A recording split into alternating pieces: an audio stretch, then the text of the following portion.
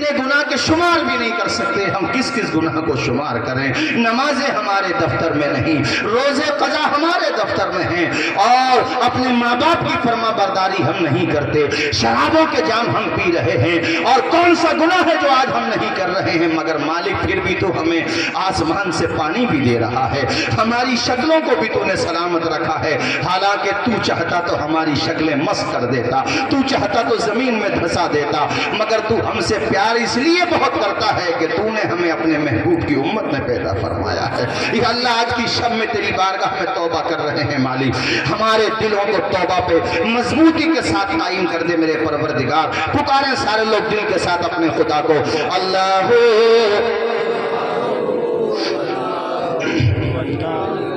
طائرانی جناح میں تیری گفتگو، گیت تیرے ہی گاتے ہیں وہ خوشگلو، کوئی کہتا ہے حق کوئی کہتا ہے ہو، اور کہتے ہیں سب لا شریک لہو۔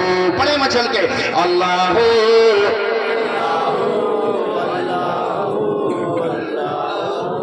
خواب اللہ کرے قبول ہو جائے۔ مفتی اعظم ہند اعلیٰ حضرت کے چھوٹے بیٹے بڑی پیاری دعا کر رہے ہیں، خواب نوری میں آئے جو نور خدا، خواب نوری میں آئے جو نور خدا، بقعہ نور ہو میرا ظلمت کدا، جگمگا ہوٹھ دل چہرہ ہو پرزیہ، نوریوں کی طرح لب پہ ہو ذکر ہو۔ پڑھیں اللہ ہو،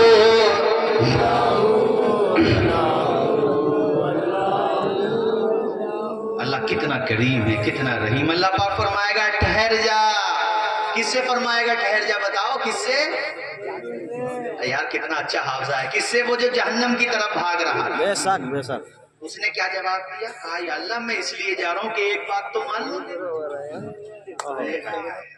مچل جاؤ، جھوم کے بولو سبحان اللہ۔ اب اللہ پاک فرمائے گا اس سے جو چل ہی نہیں رہا ہے، آگے بڑھتا پھر پیچھے ہو جاتا، ایک تو تیز جا رہا اور ایک اتنا کہ وہ چل ہی نہیں رہا ہے، مطلب تھوڑا زیادہ۔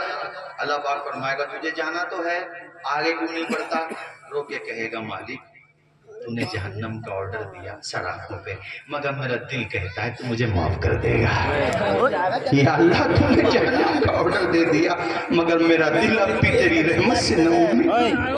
یہ تمہیں اس لیے سنایا کہ گناہوں کے دلدل میں گر پڑے ہو تو یہ نہ سوچنا کہ واپسی کے راستے بند ہو گئے۔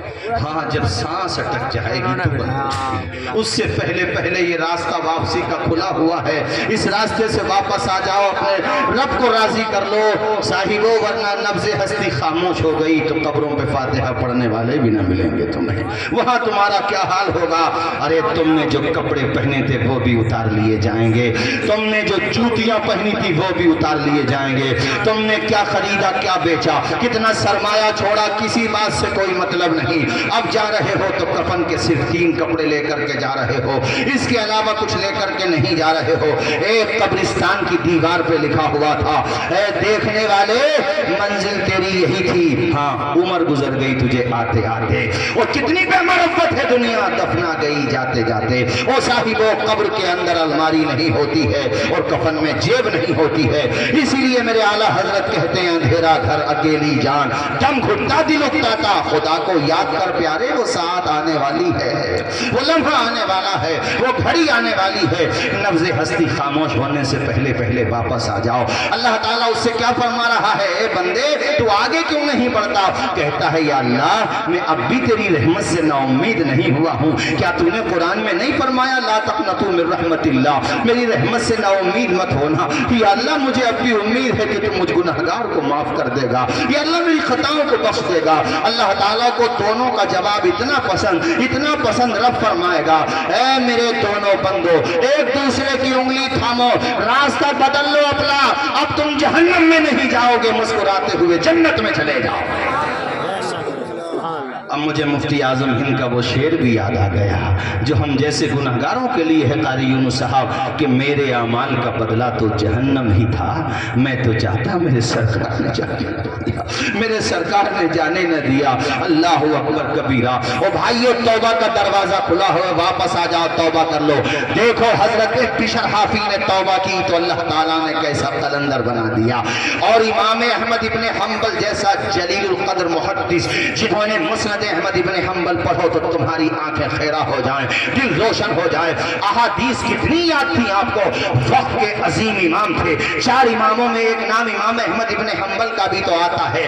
وہ امام احمد ابن حنبل بشر حافی کے پاس جایا کرتے تھے، جب آ جاتے لوٹ کے تو آپ کے تلامذہ یعنی آپ کے شاگرد، آپ کے اسٹوڈنٹ کہتے تھے حضرت آپ وقت کے عظیم محدث ہیں پھر بھی ان کے پاس جاتے ہیں، کہتے تھے لوگوں ہم کتاب کے عالم ہیں، وہ خدا کا عالم